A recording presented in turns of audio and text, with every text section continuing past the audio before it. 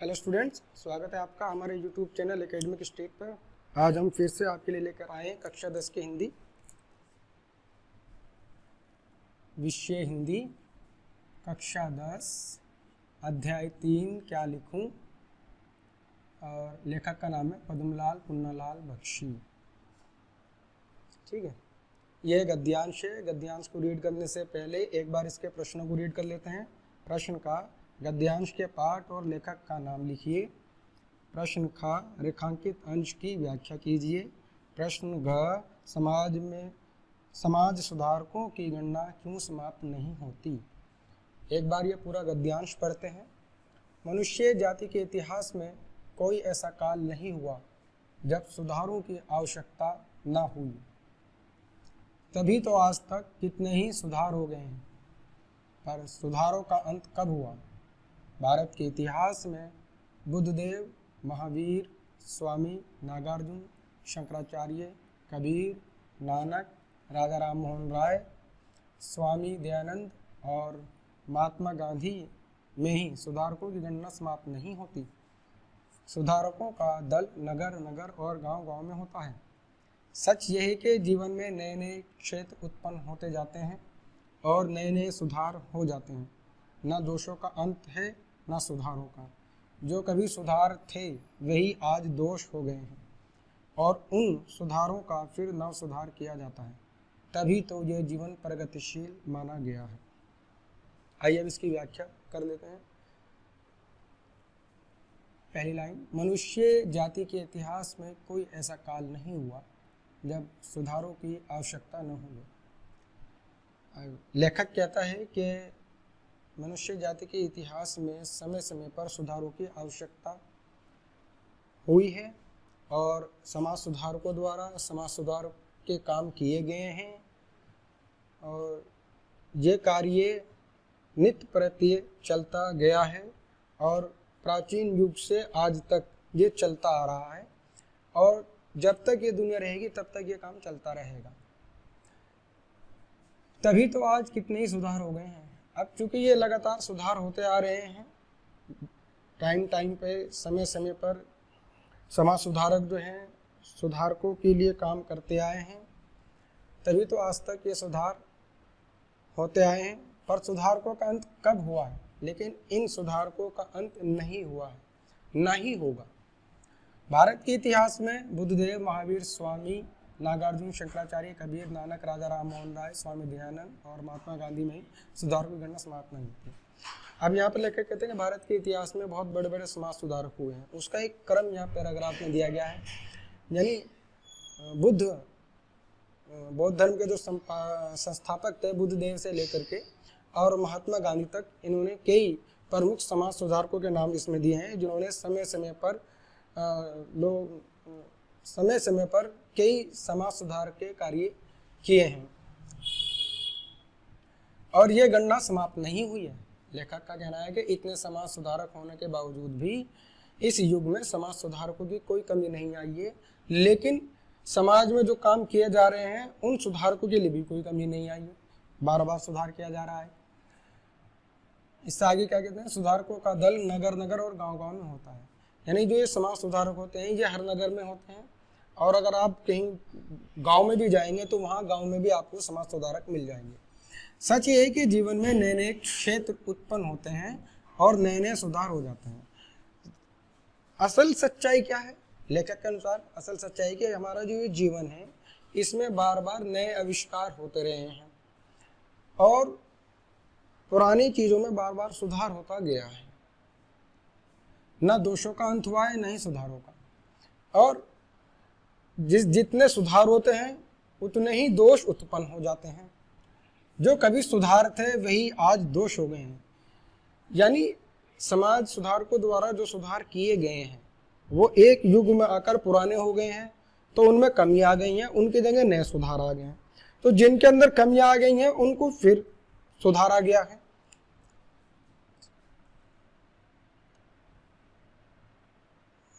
जो कभी सुधार थे वही आज दोष हो गए और जो सुधारों का फिर नव सुधार किया जाता है। इस प्रकार लेखक ये कहना चाहता है जो सुधार हुए थे उनका फिर नव सुधार किया गया है, तभी तो ये जीवन प्रगतिशील माना गया है, तभी तो ये जीवन उन्नति कर रहा है और ये प्रगतिशील हो गया है और लगातार ये क्रम चलता जा रहा है।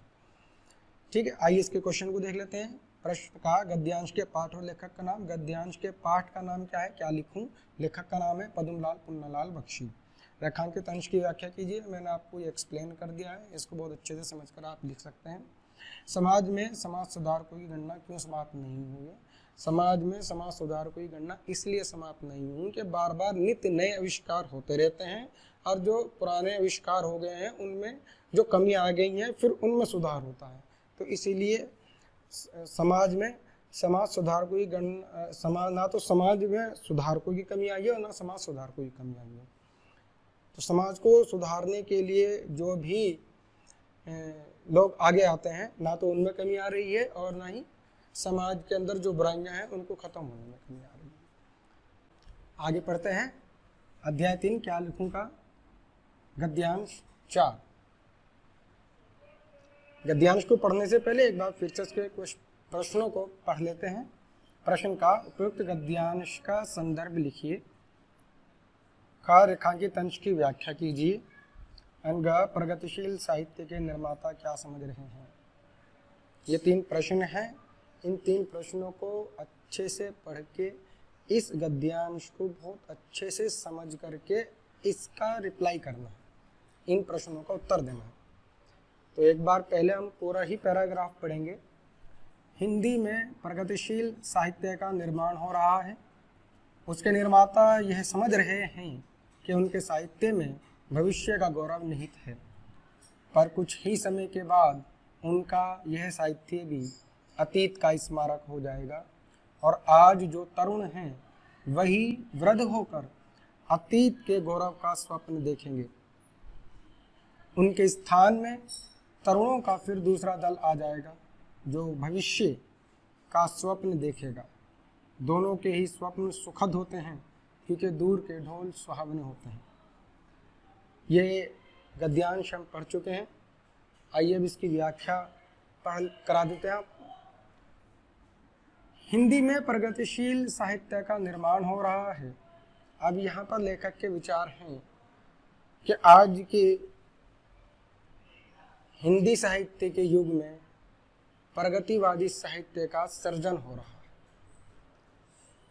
उसके निर्माता यह समझ रहे हैं कि उनके साहित्य में भविष्य का गौरव निहित है।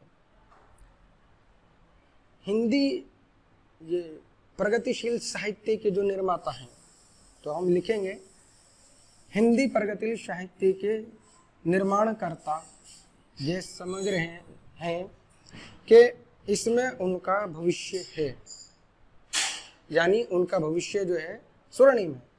हिंदी प्रगतिशील साहित्य के निर्माता इस साहित्य में अपना भविष्य स्वर्णिम मान रहे हैं, स्वर्णिम देख रहे हैं। इसमें उनका गौरव छिपा हुआ है, पर कुछ ही समय के बाद उनका यह साहित्य भी अतीत का स्मारक हो जाएगा। लेकिन जैसे ही समय गुजरेगा, यानी कुछ समय के बाद, एक टाइम गुजर जाने के बाद, उनका जो ये प्रगतिशील साहित्य है यह भी अतीत की एक याद बनकर रह जाएगा। और आज जो तरुण है, अब यहाँ से अंडरलाइन आपकी रेखांकित अंश की जो व्याख्या वो शुरू हुई।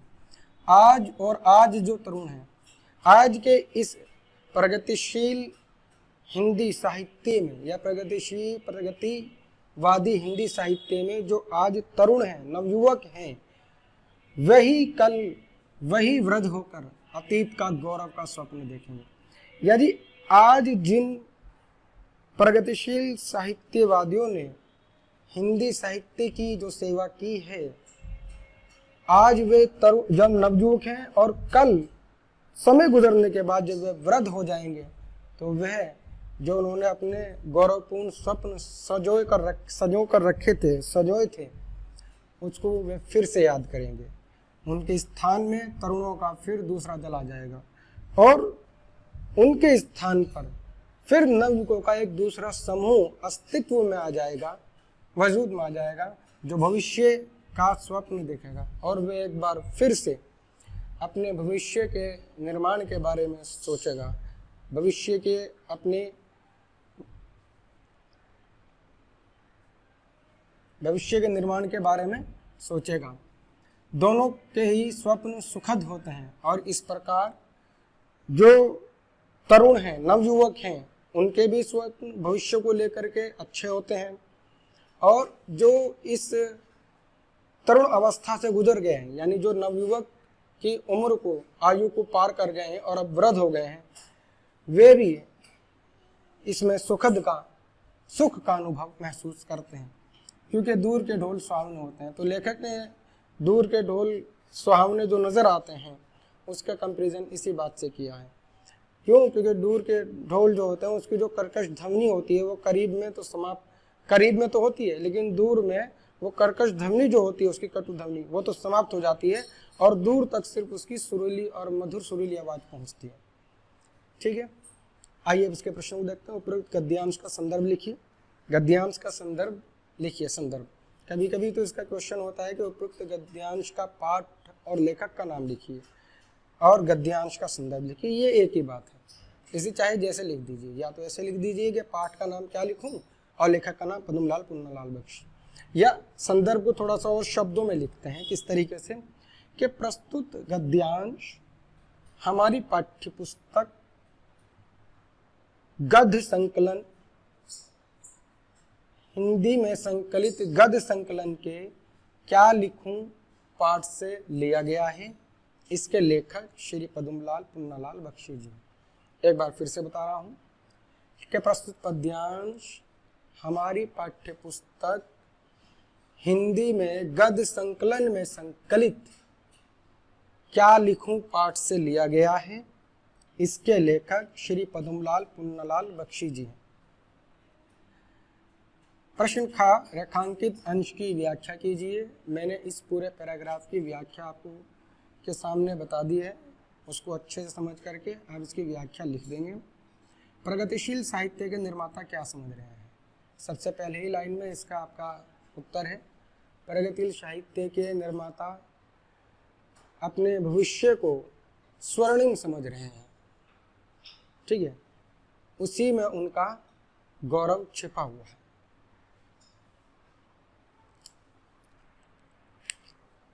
उम्मीद है आपको हमारी ये वीडियो पसंद आई होगी। अगर आपको हमारी ये वीडियो पसंद आई है तो आप हमारे YouTube चैनल एकेडमिक स्टेट को सब्सक्राइब करें, लाइक करें और शेयर करें।